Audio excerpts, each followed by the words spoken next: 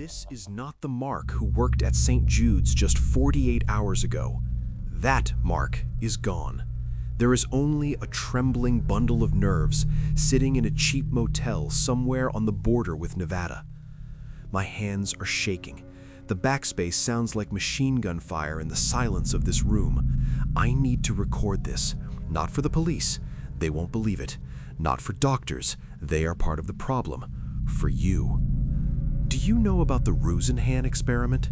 1973. David Rosenhan and his colleagues, perfectly healthy people, simulated hallucinations to get admitted to psychiatric hospitals. The result was terrifying. Doctors diagnosed them with schizophrenia and kept them locked up for weeks. The system failed. Science failed. But in this study, there was one detail that is often forgotten, a detail that now makes my blood run cold. The doctors didn't know, the nurses didn't know, but the patients knew immediately. Rosenhan's reports state that 35 out of 118 real patients didn't believe the act. They approached the pseudo-patients and said, "You're not crazy, you're a journalist, you're checking up on the hospital." The insane saw the truth hidden behind the mask of normality. The same thing happened in my ward, only in reverse. It all started the night before last. We admitted him as John Doe. Outwardly, he was normal. Too normal. Average height, brown hair, absolute sterile grayness. Me and orderly Carlos transferred him to the bed. He felt like a mannequin stuffed with wet sand. Heavy, inert. "Creepy guy," Carlos muttered, tightening the straps. "Just a catatonic." I waved it off. But I lied. Something caught my attention. His eyes. He was staring at the ceiling, not blinking. I specifically timed it, 3 minutes and 40 seconds. And when he finally did blink, in the silence of the room, a sound was heard.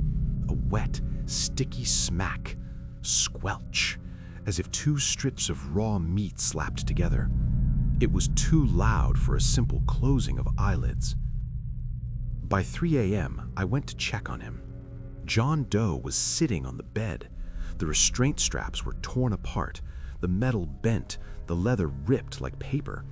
He was sitting with a perfectly straight back, his head turned towards the door. "You need to lie down," I said through the intercom. The patient opened his mouth. "You need to lie down," he replied.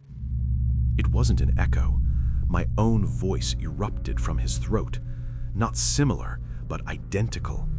The same timbre, the same slight smoker's rasp. It was like listening to a recording of myself. "Stop that," I said, feeling cold sweat. "State your name." He smiled, only with his lips. His eyes remained dead glass marbles, and he began to hum. The melody was quiet, but in the night's silence it hit me like a sledgehammer. "Sleep, my little bear cub, the stars are peeking in the window." I recoiled.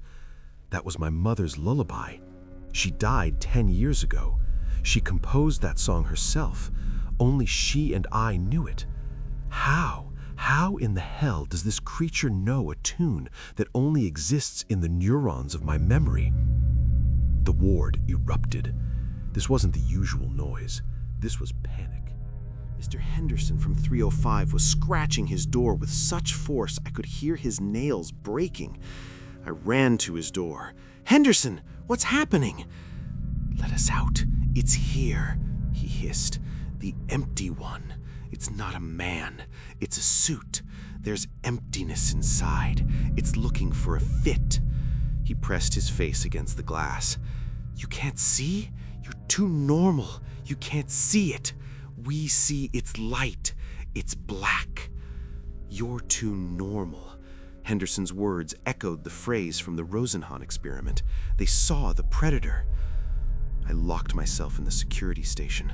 I needed to see what was happening in 302 without going in. I rewound the footage 10 minutes. The black and white image rippled, glitches. Doe stood up. The movement was too smooth. He walked to the corner and opened his mouth. I zoomed in. I felt nauseous. His jaw didn't just open, it dropped down, unnaturally stretching the skin until his chin touched the middle of his chest, like a snake swallowing an egg. No sound came from that black hole, but the walls in the video vibrated. And then, John Doe on the screen slowly turned his head.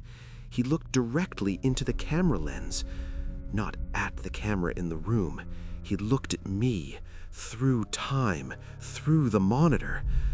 His stretched mouth twitched, forming a monstrous smile. The corners of his lips disappeared behind his ears. The monitor went dark. "Jesus Christ," I whispered. I grabbed the phone. "Dr. Evans, come down, emergency!" Evans arrived 2 minutes later, tall, confident, rational. "Mark, it's just psychosis," he said, taking a syringe. "I'll handle it." He went into room 302. The door closed. Silence. No screams, no sounds of struggle. A minute passed. 2. The door opened. Dr. Evans came out. He looked calm, too calm. "The patient is sleeping," Evans said, smiling. "Everything is fine, Mark." I exhaled. Did I imagine it all? He's sleeping? I asked. "Sleeping soundly," Evans nodded, and adjusted his glasses on the bridge of his nose. My heart skipped a beat. Dr. Evans lost his left arm in an accident 5 years ago. He had a realistic prosthetic, but he never moved his left hand. The person standing in front of me adjusted his glasses with his left hand, a deft, quick movement of fingers that should have been plastic and metal. I looked at his name badge, SNAVERD. The name was written in mirror writing. Evans took a step towards me. "What are you frozen for, Mark?" His voice had a wet, grinding sound underneath. He took another step. Squelch, thump, squelch, thump. The rhythm was off, as if he didn't quite understand how knees bend. "You're not Evans," I whispered. "Of course I'm Evans. Who else?" The creature smiled. The smile grew wider. The skin on his cheeks began to split. Suddenly, the locks clicked.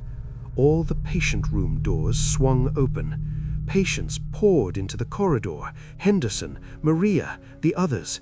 They formed a wall between me and the false Evans. "Go!" Henderson shouted. "Run, you fool!" Maria yelled. And then I understood. The creature copied ordered structures. It became Evans, but it couldn't copy them. Their minds were chaos. For it, they were poison. But me, I was perfect, rational, predictable, an empty vessel. "Mark!" It roared with 100 voices. The patients rushed at it. I turned and ran. I heard a wet crunch and an inhuman shriek behind me. I drove for 6 hours without stopping. I'm in a motel now. I'm finishing writing this. I need to warn you. If you see someone who is too ordinary, or if someone you know suddenly changes habits, run. Wait, I just went to the bathroom to splash cold water on my face.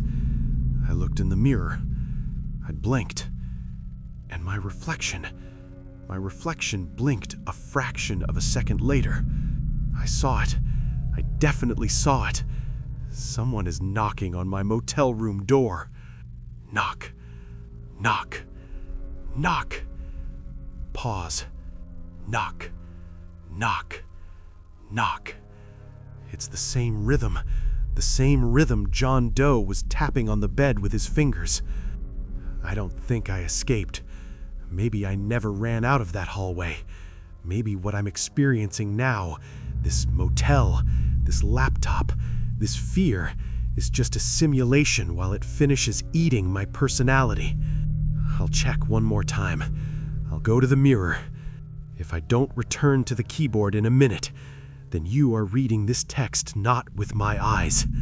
then it has already finished trying me on.